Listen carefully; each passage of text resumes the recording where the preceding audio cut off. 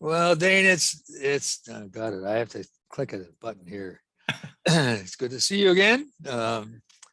I will introduce you to people that don't know you, which is probably this zero population, but that you've been a professor at the University of Texas at Austin, and in 2018 you decided to quit that and go to the slopes of Montana and New Mexico. Correct. But you've had an amazing career, in my view, and I'd like to start out by asking you or telling the audience something. Dane was a student here at Cornell, and as far as I'm concerned, he put groundwater modeling on the map by being able to visualize it. And he did a lot of that. But he did something that's very dangerous, I think, and that is that he left Cornell without having his thesis completed. And usually, in my mind, that's the kiss of death, because there's always better things to do when you leave Cornell. But he took a job as an EPA out of San Francisco, and you correct me if I'm wrong, Dane. And he was working out there, and at the spare time finishing up his thesis. And then an earthquake occurred, and he lived in an area that, as I remember, the police roped off, saying the ground is liquefying and no one is allowed to be in this area. And Dane, you take it on from there. Well, there were actually some natural gas leaks as well, and a large portion of the block that we lived in was burning. And this was about 3 weeks after I had my dissertation defense. The computer that the document was on was in our apartment, which was sort of leaning at a weird angle by that time. And I hadn't made any backups. And so I just, without really even thinking, as I came up to the building, I just ran inside, ran up to the apartment, grabbed the computer and pulled all the cords out of it and got the hard disk, which was an external hard disk, and put it under my arm and was about to run out the door. And I thought, sure is hot in here. What's going on? What's that noise? And I looked over and the window was open, and all of the buildings across from us were on fire. And so then I realized what was going on and got out of there. My wife, Carrie, was not particularly happy about how all that went down. But anyway, did save the dissertation, and it did have all the changes that needed to be made. So that was... Well, I remember you telling me that as you were entering the building, some police guy said, "You can't go in there." and you said, "You're going to have to shoot me to keep me out." Yeah, that's Dane for you. So if you, but then you went on and eventually got in. You went to Texas right away, right? Straight to Texas, yeah. Mm-hmm. Yeah, and did a great job down there. But he also had an incredibly colorful career, and I want to go through that a little bit. And one question I have is, I don't know how you did it, but you got involved in working in the Central Asia area. And so in starting, it looks like to me, it's starting in about 1994, you became involved in work over in Central Asia and with all the STEAM countries. And so how did you get involved in that? And then tell us what you were able to do over there. Well, I got involved in that. A lot of it had to do with just being involved in the ASCE EWRI International Committee, and getting to know folks that were working internationally. And then one day it was just before Thanksgiving, I guess, in '93. I got a fax from Ron North, who was working for USAID out in Central Asia, and he said, "Can you be here next week for a seminar? And we'd like you to, present something related to water management in arid regions." And I said, "Well, first of all, I don't even know where Tashkent is." But I said yes, and I went. And one of the purposes of the conference was to have American and local Central Asian academics write joint research proposals. So I got together with a guy there and we wrote a proposal, and it got accepted and funded. And that sort of set me off in that direction. And I spent, probably the next 10 years working in and out of Central Asia, and went and lived there for 2 years and directed a USAID project and moved my family over there, which was a pretty great experience after everybody got used to the place. Yeah, you had a staff of 40. You Yeah. worked in several cities, Yep. in several countries. Yeah, You we were- covered 5 countries. 5 countries. Mm. And I think you told me you even learned the language. Enough Russian so that I could, get in a taxi cab and tell them where I needed to go and order in a restaurant. And I could read a lot more than I could speak, because, you sit in these meetings long enough and have these Russian documents in front of you, and you pick it up. And I thought you were doing it. I thought you were doing this through a Beltway Bandit. Yeah, it was a contract. USAID, they outsource lots of stuff, and so they had given a contract to a company in Washington called Yeah. International Resources Group, and they hired me to go and work there.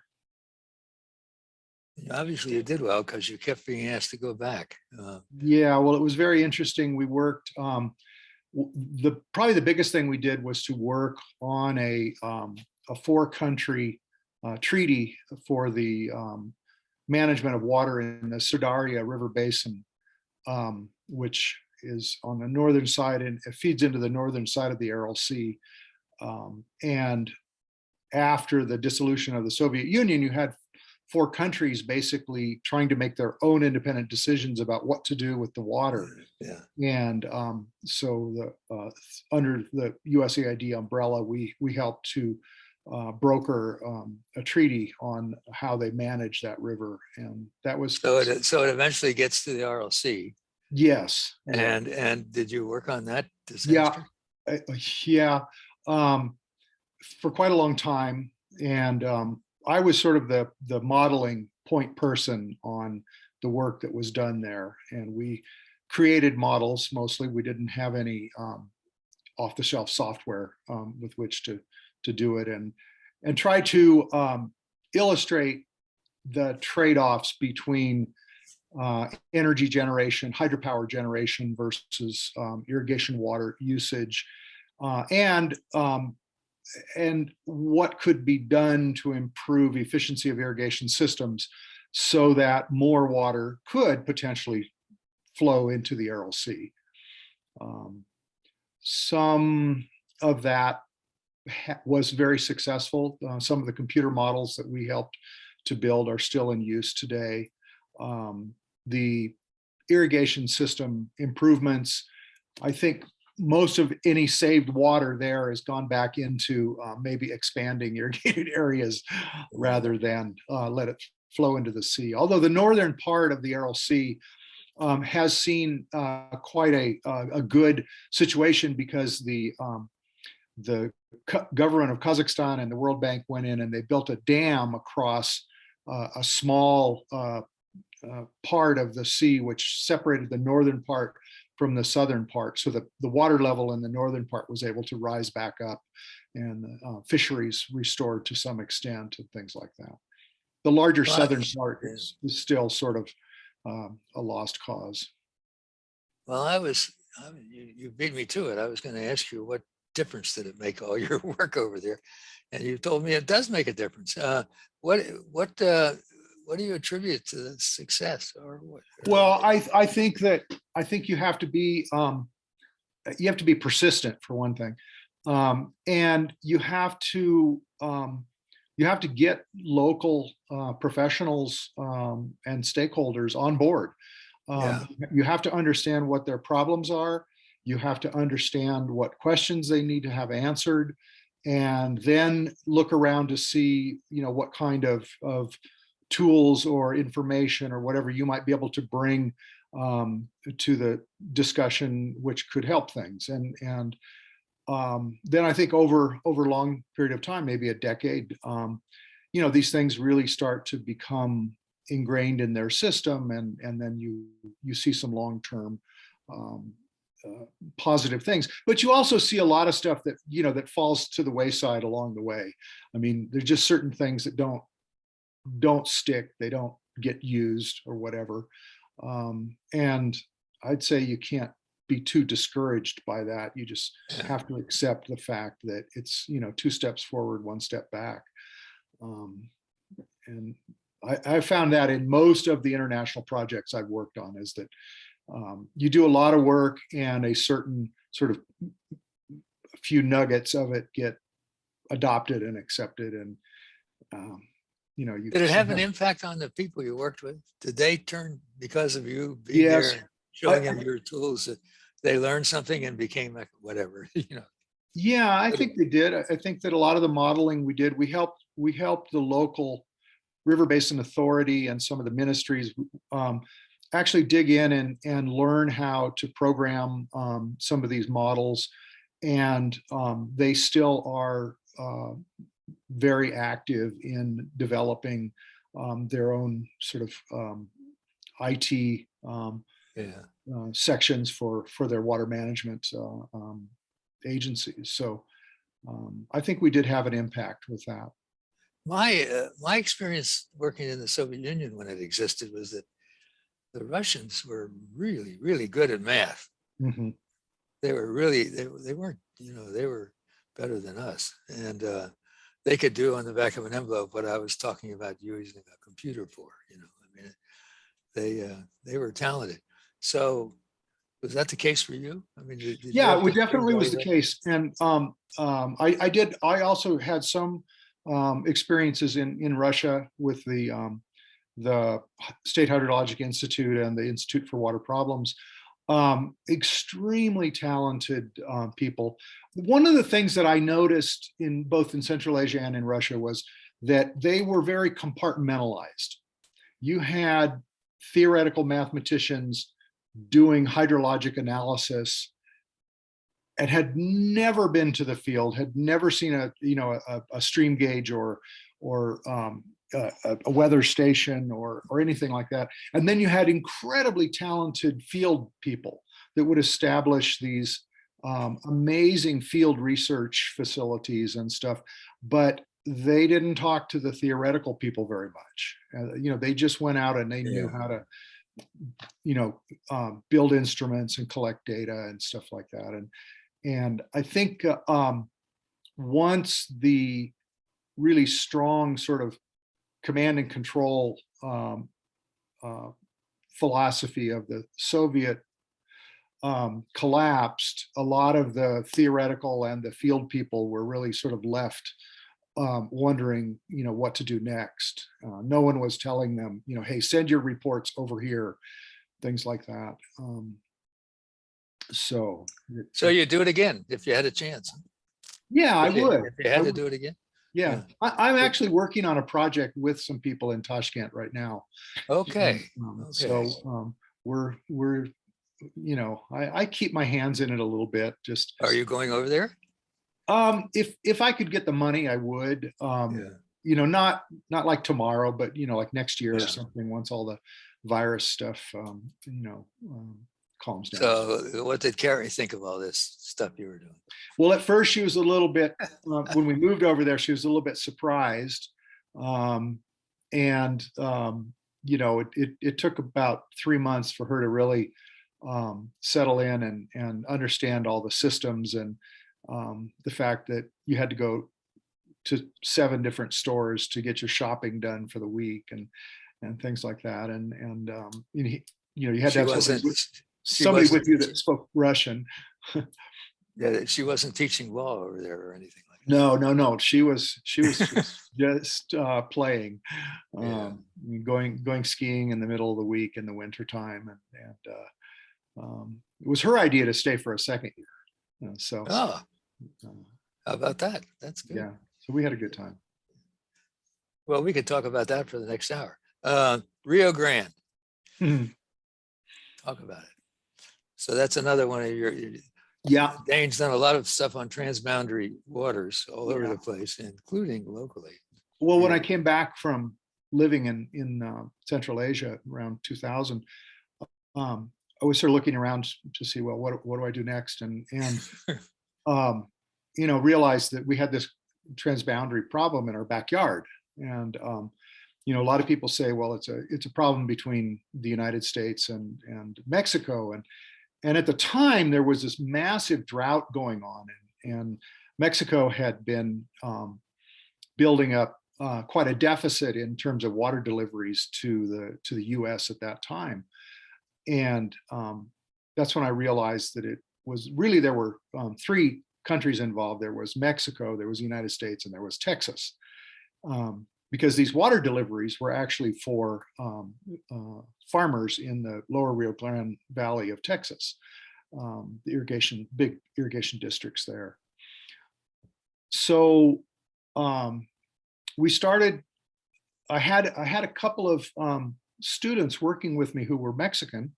And so we started basically looking at what types of analytical tools, computational tools were available to figure out what's going on in the Rio Grande River. And if you went up into the northern part, you look at Colorado and New Mexico and managing water in the Albuquerque area and stuff like that. They had a pretty good group organized through the Bureau of Reclamation and the USGS to model stuff up there. But when you came down into the lower part from El Paso and below, there wasn't much there. And no one in the United States had any clue really what was going on in the Mexican side. So we put together a sort of a binational group to, first of all, talk to the different agencies about what was going on, how they're managing water, what's their procedure. It turned out that there was very little analysis going on. And they have two large reservoirs, and they have an accounting procedure that says how much water each irrigation district has stored in the reservoir. And the irrigation districts make a call. And if it drains the reservoir, well, if that was how much water they had in their account, they get the water. No consideration of whether or not you could refill the reservoir in the next 5 years or not.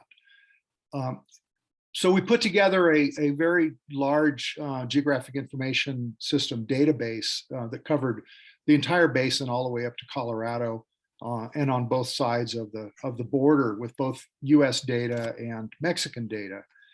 And that was quite an achievement, because no one had been able to put all that stuff together in one place before, and make it just completely and totally publicly available. Then we moved on. Just to interrupt, who was funding this? That was funded in a number of ways. One was it was funded by the National Science Institute of Mexico, CONACYT, which supported one of my PhD students, Carlos Patino Gomez, to work on this. We also got some funding from the North American Development Bank, which is a NAFTA organization that has projects on both sides of the border. And then after that, we went to Washington and lobbied the Senate and the House of Representatives for earmarks, and were successful in getting earmarked money in the budget that came through EPA at one point, and then USDA at another point. Never got away with that at Cornell.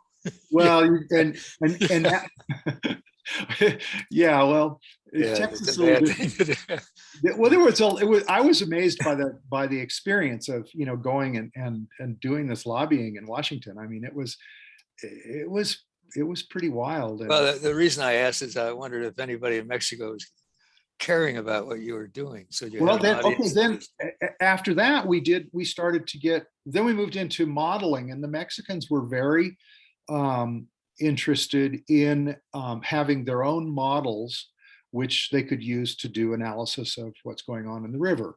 And so we helped them to put together a model of the whole thing. It's a huge model. And we went in, it was in really great detail. Um, and they actually provided 2 grants to us to do that. So from the Mexican government to the yeah. University of Texas. So they were quite interested. One of the interesting things that came up though was at the end we had this model, and we're saying, okay, here it is. And we went to Mexico and we ran these training sessions on how to use it and everything. And they went through every piece of data in the model and said, yeah, it's okay. Then they said, but that's great. Now we're going to make our own model. Well, that's good. Yeah, Yeah. which Yeah. I mean, I thought that's good because That's good. Yeah. it shows a lot of incentive on their part to Yeah. make sure that they know how to do it and that they have the And capacity. they've got to own it. They've got to own it to Yeah, believe it. and so that was pretty cool. Yeah. Yeah. So you wrote a book on that, right?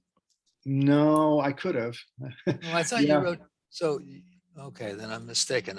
the the I, uh, the I thought, book that I've been involved in, was a transboundary book that yeah, that portions that I wasn't real. was Okay. um, involved in had to do with the Aral Sea, and also with Oh, how to apply game theory to transboundary water problems, and how to basically program that in optimization software. all right. So I'm sorry. So back to Rio. So you had an impact, right? You had an I impact. think we had an impact, Yeah. yeah. And in fact, I have one of my former PhD students, Samuel Sandoval. Um, he has been very instrumental in putting together a group of people, mostly researchers and agency people, that are on both sides of the border. And it's called the Permanent Binational Forum for Water Management. And it deals mostly with the Rio Grande, but it also deals some with San Juan and the Colorado, and the different transboundary rivers between Mexico and the U.S. And, And and then, he's at and, and Davis. yeah, he's at UC Yeah. Davis, Yeah. and they've been very successful at maintaining this dialogue among the researchers on both sides of the border. The International Boundary Water Commission, it pays quite a lot of attention to what they come up with, and so I think that throughout all of this, we've been able to have some influence, Yeah. to help out to some extent. Well, Again, that's no small. you try to do 10 things, and maybe 2 are have some lasting effect. Yeah. Dane, that's it's no small feat. It's easy for us. I'm thinking of a situation I had where I was in Ghana, and here's this white guy coming down telling the Ghana people how to do it. And it did not work. Okay. But Yeah. it's easy for that to happen. Yeah. Yeah. For you, it's a gringo. Okay. Some gringo coming Yeah, but you down. Yes. talk about the Mekong, you had some pretty good impact there. Oh yeah, for sure. But let's go to you. Okay, so the next I got on my list is Jordan River. How'd you get over there? I had a student who came to UT, and he was Lebanese, and he was very enthusiastic and motivated to do some research on the Jordan River.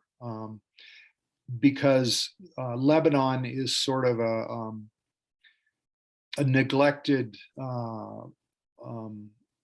player in that whole region, and that they have never really expressed much need or desire for water from the Jordan River, even though they have a not insignificant portion of the upper watershed. And so he wanted to get involved in this. And at the time, we had been, working on various GIS tools, and also the water modeling tools. And I thought, well, yeah, we could try to do something there. We can. He started off trying to go and get the actual on the ground data records, and found out that it was pretty hard. That Israel was, saying, well, the flows are one thing, and Jordan would say the flows are another thing, and Syria would say the flows are another thing. And then we thought, well, okay, then what if we use satellite information and just cover the whole region, and then lay the boundaries down on top of that, and see how close people's claims are, and recognizing the fact that there are some difficulties with using satellite information, as well as weather model predictions and things, and compared to ground stations. There can be a lot of bias and things like that that you have to take into account. So anyway, we did that, and came up with some pretty good tools for use over there, and some ideas for how water could be shared between, not in the Jordan River Basin, but in the one that flows to the north, shared by Lebanon, Syria, and Turkey. And that was sort of a proof of concept of something that, if the Jordan Basin parties wanted to try something, well, hey, here's an idea. You could look at it from this perspective. And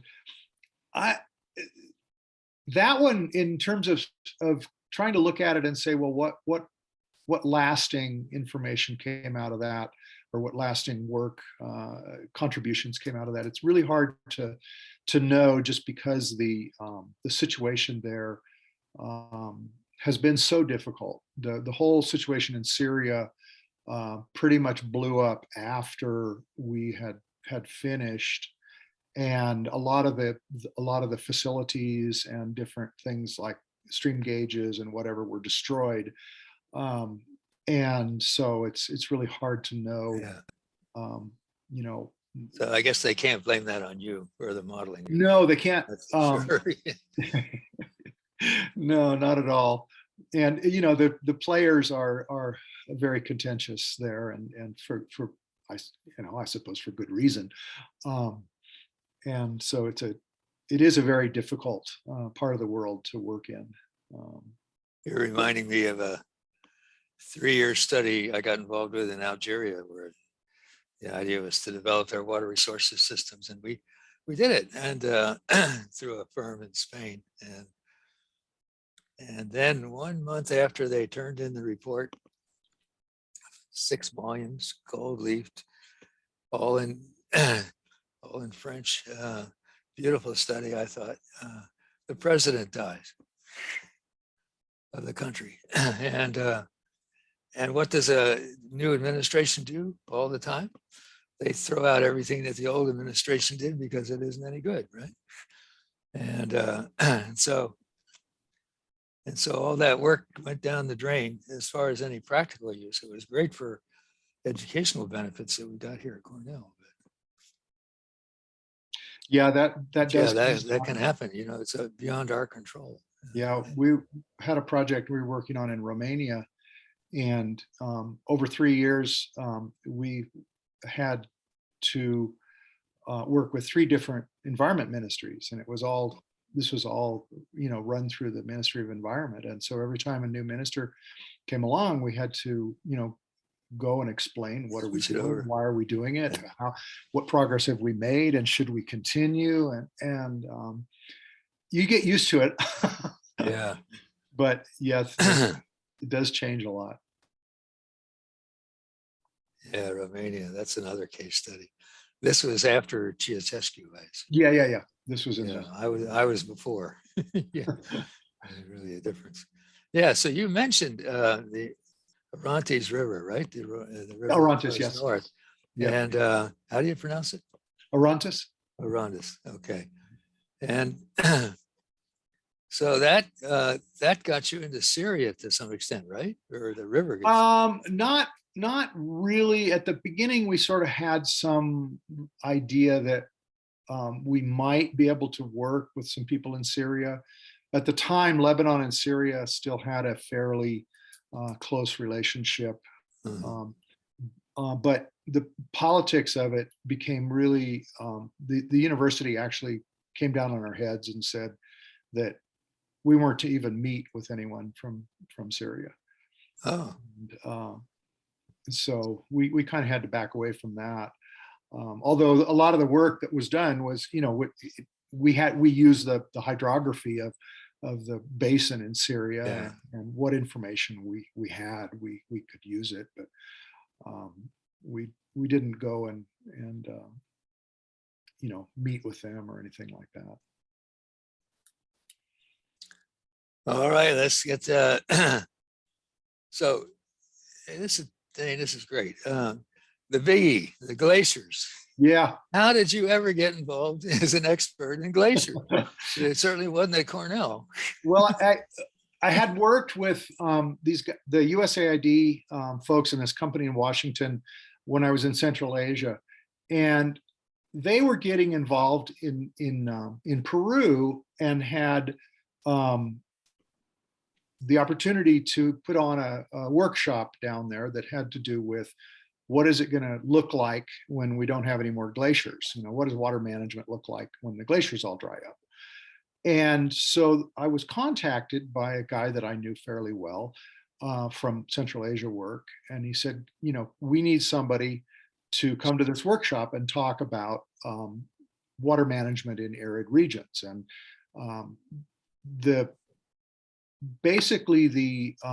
Peru, they don't have any reservoirs because they always had this nice melting of the ice in the irrigation period. And so they just, the ice was their reservoir. But as they move forward, they're now needing to begin to look around and say, what can we do? And so I went down to this workshop, and it was in the high mountains in the north central part of Peru. And there I met another researcher, Alton Byers, who was very interested in working on water problems in the high mountains. So both in Peru, in the Andes, and in Nepal, in Himalaya.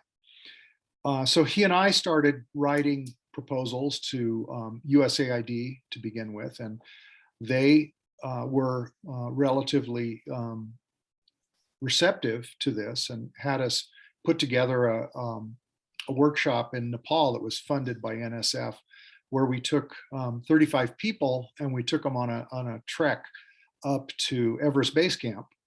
And every evening we would have presentations on the situation with the water or the glaciers or whatever, whoever these people were, what their specialty was. They would, we hauled around projectors and screens and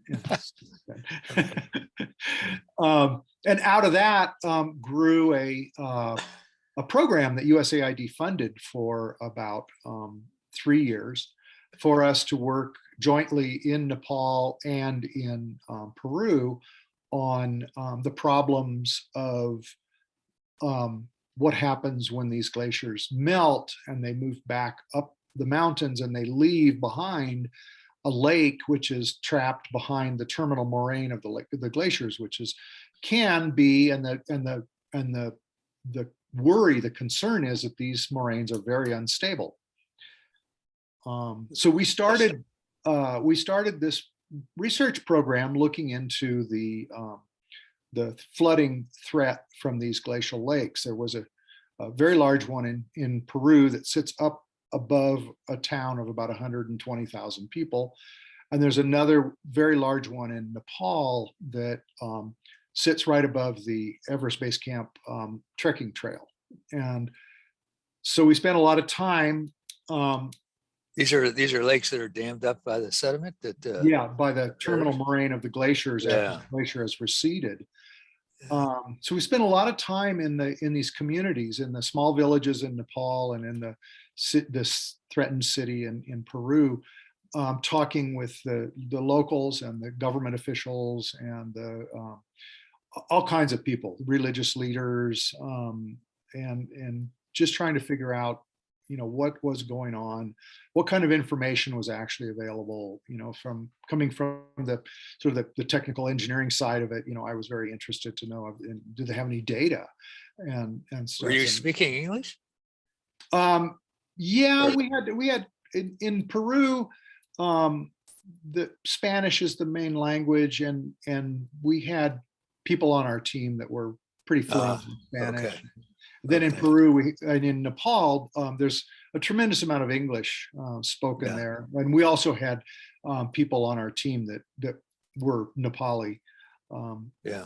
And so then we started applying some fairly simple flood models like, HEC-RAS and stuff to these problems. And we got some results which we thought were sort of frightening, that the result of a breaching of these earthen dams would be pretty devastating.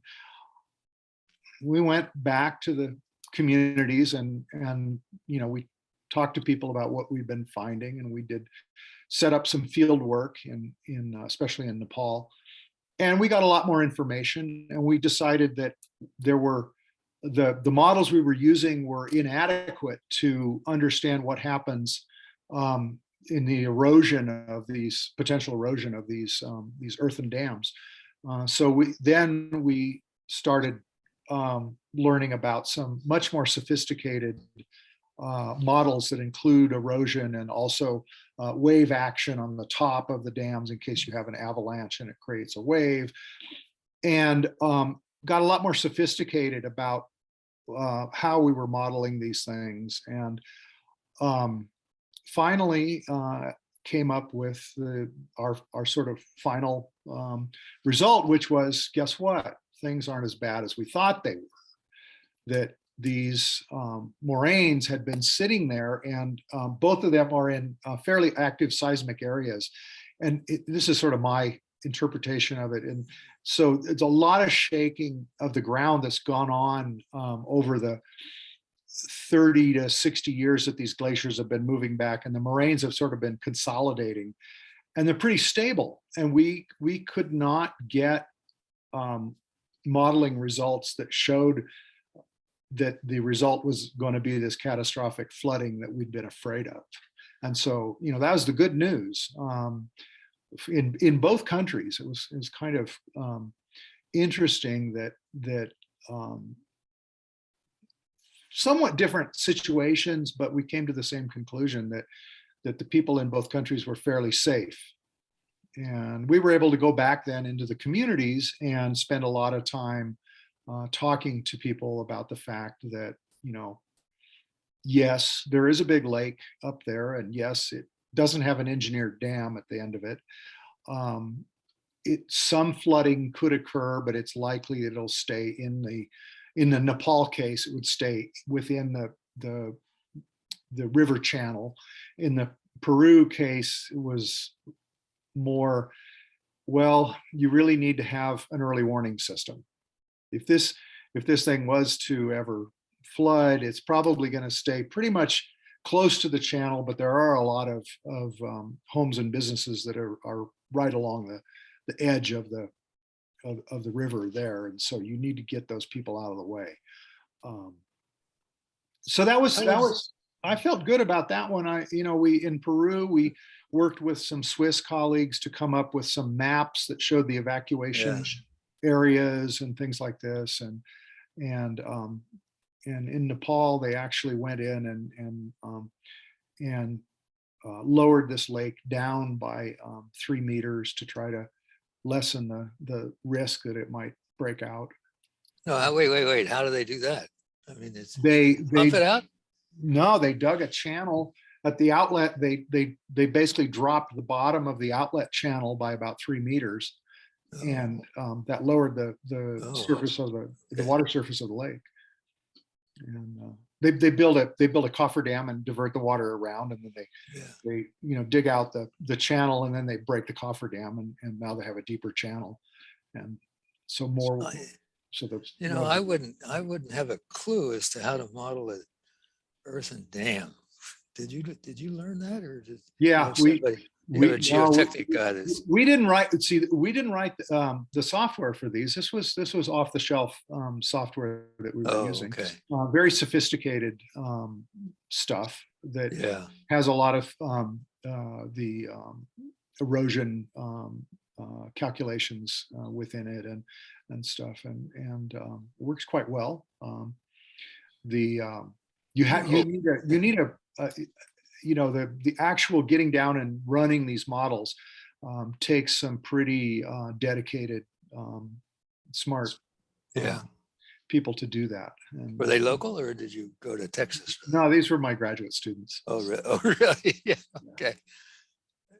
They knew how to do it, huh? Well, they learned how. They were good. They were good. So you spent years doing this, and you survived the high altitudes. Yeah. 12 treks to right up next to Everest Base Camp. How high did you have to go? We were working in Nepal. We were working at 16,000 feet. 16,000 feet. Yeah, we in the aviation community, over 10,000 is, you should wear an oxygen mask. Yeah, well, there was a lot of concern about that. We had on one trip near the end of this work, we had a couple of people that had to get evacuated by helicopter because they had gotten a pulmonary edema. And then one time, I think the last time I guess I was up there, I actually had a bit of cerebral edema, which was pretty scary. And what's that?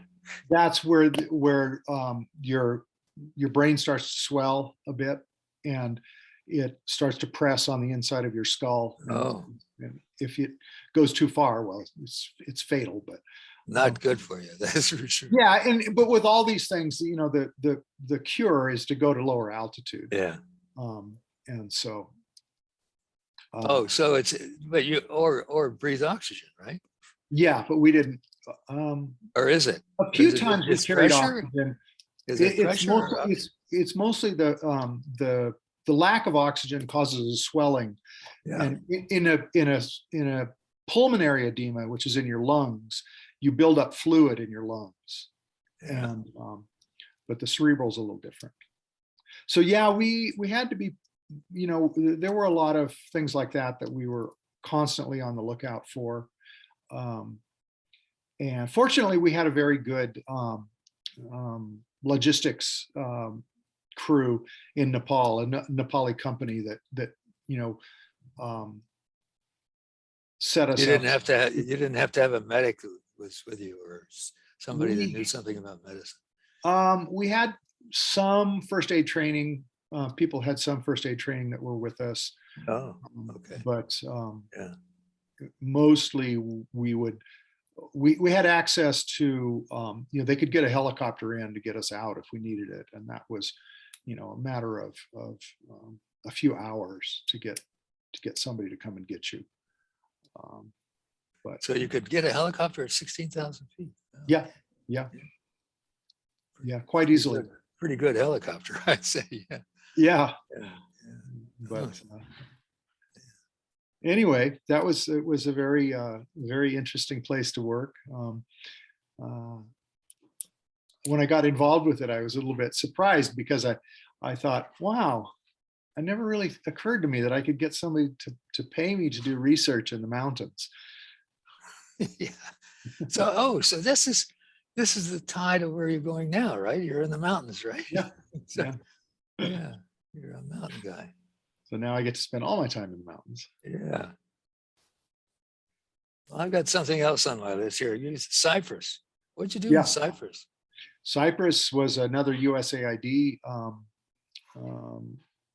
project, and the island of Cyprus is an extremely arid region, and it's split between the northern Turkish side and the southern Greek side. And USAID was essentially helping the northern Cypriots to understand their groundwater resource. So they don't, the precipitation that they do get there essentially either infiltrates very quickly through limestone or it runs off back out to the Mediterranean. So they have some aquifers which they had never really explored. They just had a lot of farmers, a lot of citrus being grown. Using it. Yeah. And they would just, any landholder that was going to farm would just sink a well and start pumping groundwater. And so you had a tremendous number of wells pumping and the groundwater levels are going down. They didn't really understand how much water they had, in these aquifers, what their recharge was and things like that. So they hired myself and a friend of mine from Colorado and he's a hydrology and groundwater practitioner, hired us to go and teach a series of training courses on groundwater management. And so we worked on that for quite a while. Actually, we even did some work on trying to show what the infiltration rates were relative to the precipitation and the evapotranspiration that's going on in that part of the world. And the I guess it was the Ministry of Geology, I think. They had never really thought to approach these problems with a scientific view of the fact that you could do some pumping tests. We trained them how to do pumping tests on aquifers and things like this, and that was in the hopes that they would then be able to quantify the resource that they had available. So it wasn't it was training for them, but it wasn't, you weren't getting it. Okay. Yeah, it was mostly training for them on crop water management and mostly groundwater management to figure out, get them to start thinking about, sustainable yields and things like that, because they really were depleting their aquifers very quickly. Interesting place to work, though. It's are the two sides talking to each other today? Do you know? Yeah, they kind of go in and out. They'll have about 2 or 3 years of fairly productive talks, and then it goes to hell again. Yeah. The Greek side will have a new election and they'll get a new president. The Turkish side, the same thing happens there. And the embassy at the time, they made us live on the Greek side, which is where the American embassy is. So every morning we had to pass through this green zone that's a UN maintained buffer zone. And it was kind of funny because you'd go to the northern side, which is not recognized as a country by any country in the world except Turkey. And we have a little piece of paper in our passport, and they'd stamp it every day. But it was very interesting to see the situation there, and work with a lot of the Northern Cypriots and understand, kind of their situation. They some of them, a few of them were from mainland Turkey and came, but most of them, were born and raised in Cyprus, and their parents have been born and raised in Cyprus, and their great grandfathers have been born and raised in Cyprus. And they were really frustrated by the whole political situation, and it's crazy. yeah. And you talk about maybe down in Rio, Colorado, the same thing, but in Algeria, the evaporation rate was over 3 meters a year. Yeah. That's a lot of water. Yeah, it is. It is. They're putting reservoirs there. Yeah. And well, especially, Crazy. looking at climate change, where, then they're predicting that they're going to lose anywhere from 10 to 25% of their water. Yeah. And so you think it's dry now. Well, I would suggest that anybody looking at this video after it gets produced is going to say, based on your experiences, I want to do that too. I mean, here you are, you've been a very successful teacher and a researcher, and in addition, you've had adventures all over the place. What was it that allowed you to, or what would you advise them to do to follow your footsteps? Well, Okay. a few things, and you mentioned one of them in the previous interview, and that is, get a specialty, be an expert in something, whether it's hydraulics or economics or some social science or whatever, or chemistry, whatever it is, but get a really solid foundation in something that you feel comfortable representing yourself as an expert at. And also, and you taught me this, and I feel very strongly about it, is that if you're not an economist, then learn some economics, because you're going to be working in the field with economists all the time. And you have to understand their thinking, you have to understand their jargon, you have to understand the methods that they use. So I think it's very important. And then the other thing is, and this is the hardest part, is you have to show up.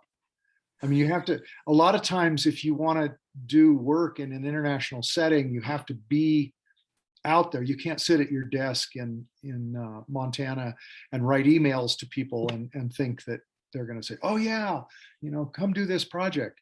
It's, the funniest things happen when you're off in the middle of Laos or someplace, and you're talking to somebody and they say, hey, we've got this new project.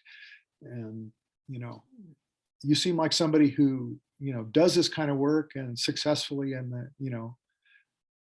so those are kind of the three things that I think are pretty important. So I also, now having worked with Greg Thomas a while, is to say that, it's also handy to have a lawyer around, even though I'm not a fan of lawyers. Okay. So, yeah. But you took that seriously and married one, right? Yeah. Well, she was an engineer. So that's another way to. She was an environmental engineer at the time. Yeah, that's right. Yeah. Then when she got, stuck with me and had to hang around Ithaca for another few years, she decided she'd go to law school. Yeah. Oh yeah, and I should tell the audience the reason you dragged your feet of getting out of here was you were waiting for her to get out of law school. Well, it worked out pretty good, but it worked out very good, because the longer you were around, the more you helped me not only teach but do interesting research and make a name for both of us. Yeah. Yeah, I remember you producing a picture of groundwater flow in different colors under different management situations, and we decided to try and publish it in EOS. And what they said, well, if you got $1,200, we'll put a picture in there. And I thought, God, what an outfit. So I would say another characteristic that you've done very well that's needed, and that's networking. Mm. Right? Yeah. I mean, get to know people. And Yeah, well, that's why I and- say it's, yeah, you've got to get out there. And I mean, that started for me, it started from, when I was a student and going to international conferences. yeah, And yeah. just, I mean, I had to figure out how to do what you do somehow. Oh, yeah. It's we all stand on the shoulders of others. Yeah. That's uh, and yeah, and so going to conferences is I don't know how we're going to do it in Zoom too well, but go and meet people Yeah, I know this past makes a couple of difference. years. I know, Yeah, I know. I yeah, know people at Texas that they graduated master's students that they never even met yeah, yeah, in person. yeah. And so it's a different world now, it seems like, almost. So you've in your career you've used and developed and applied all kinds of different tools that we have in our toolkit for systems analysts. What do you have any advice on which tools are better than others, and what should you learn? Yeah, What should we get rid of in our profession? And no, that's a great yeah, question. And I I didn't think, warn you, but no, I thought about this. Um, I think our late colleague David Ford had a lot to say about this, and he even wrote a really nice editorial one time about, you know, he compared it to sort of the small, medium, and large coffees that you can get at Starbucks. And the fact that not everybody needs the largest cup of coffee.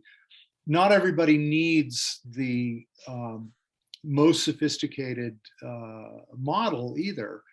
And I think that the important thing there is to really, first of all, understand what question you're trying to answer, and then try to pick the appropriate tool. And it might be the back of an envelope. It might be a one-dimensional model that doesn't look at diffusion of this and that through soils or whatever. But and then in the case like we had in these lakes in Peru and Nepal, we had to go to some extremely sophisticated models, and we had to link them, some of them together. We had to have avalanche models, and then lake hydrodynamic models, and then erosion models, and but that's what it took to get the job done. And at first we started simple, and this frustrated a lot of people. They didn't understand how we could come back with more results from more sophisticated models that said different than what we had said from the simple models. But I think we're lucky now that we can pull a lot of software off the shelf and just use it readily. We don't have to write a program every time we want to do a calculation. And spreadsheets are great. I mean, I think you and Tom learned that in the Mekong work. The spreadsheet is a great way to go. And people lose sight of that sometimes, I think. And it is nice to have a programmer around, but they may be getting a little bit scarcer than when we were. they are. They're not. We don't force people to sit down and learn a lot of different programming languages anymore. Some schools just say, "Oh, learn the heck models." Well, that's not programming. It may be good, but it's you don't have the skills to program. Yeah, the course I teach in the fall is a modeling course for public policy people, and I was using lingo, which I think is really neat. Okay, but I was told by the boss to say, "Go to spreadsheets, use spreadsheets." Oh, yeah. And I thought, well, this is really going to be tough. And when I see a spreadsheet full of boxes with numbers, that doesn't tell me what the model is. So I've got my biases, but now I'm if you do it right, I think people have spreadsheets, and learning spreadsheet is good for all kinds of things. So Yes. I think that was good advice. Well, absolutely. I think being proficient at using spreadsheets is a tremendous skill. But I also know that the trying to do optimization modeling in a spreadsheet is extremely frustrating. Well, amen. That's right. That's why. Yeah, but that's what they wanted me to do. So I learned how. Yeah. Yeah. Yeah. Um, Dane, what have I missed? What do you want to talk about that I should have asked you about? Oh, well, you covered pretty much all the stuff that I would have thought of. Um, and, the questions that these guys came up with originally on these things were pretty good. Um, but I think through this discussion, we've covered quite a bit of it. Um, I see one more thing on my list. CalFed. You've been advising CalFed for a long time, and I did. it may apply to other institutions too. People have their models and they want you to evaluate them. Yeah. Stuff. How'd that go? Well, yeah, I got involved in that through the peer review. Tell the audience what CalFed is. CalFed I forget if it's 18 or 37 agencies that are responsible for managing water in California. And the CalFed was an effort to kind of have a program that brought a lot of these agencies together so they could collaboratively work on a lot of the problems that were involved in the San Francisco Bay Delta, the water that flows into it from the Sacramento and San Joaquin rivers, and how do you keep water flowing to Los Angeles and keep it going for the farmers and keep it going for the ecosystems. And they put together a pretty elaborate simulation model of the system, and you and I were both on a panel to go and do a peer review of this thing. That was an interesting experience. I've done 3 or 4 of those peer reviewing these large scale models of things, and one of the things that I learned from those experiences was not to be shy when you get involved in something like that. If you feel like hard questions need to be asked, then ask hard questions, and expect to get answers. Don't give up until you get the answer to your question and stuff like that. And there's a risk of being fired. Okay. Oh yeah, there always is. But you're absolutely right. I think I mean, if they really want your expert opinion as as someone to come in and try to find out if this thing's any good, then that's what they want from you. So you should deliver. Yeah. That process. Then I was later asked to be on their science advisory board, and I did that for about 3 or 4 years, and then it was disbanded for some reason. But that was a very interesting experience to see how these extremely large scale projects are run. And you and I both had experience with the St. Lawrence River as well as the Everglades, and to understand the inner workings of how agencies try to manage these extremely complex systems is fascinating. And sometimes it's a little bit futile because you kind of wonder whether they actually get managed, whether the systems end up managed, or whether the agencies, a lot of times they're working at cross purposes and they sort of, one of them stalls the other one, and you feel like nothing really gets done. And that was kind of my feeling in California is I'm not quite sure if anything ever really got done in terms of trying to manage this system in a better way. Yeah, very often, I remember somebody in Florida telling me that the reason that people like me come down there is to offer opinions, and it covers them when they go to court, because they're always being sued. Yeah. And they'll say, hey, this has been peer reviewed, not only peer reviewed, but by Mr. X and Y, or whatever, right? So it's it's a game. Yeah. Definitely. Dane, this has been great. Yeah. Thank you.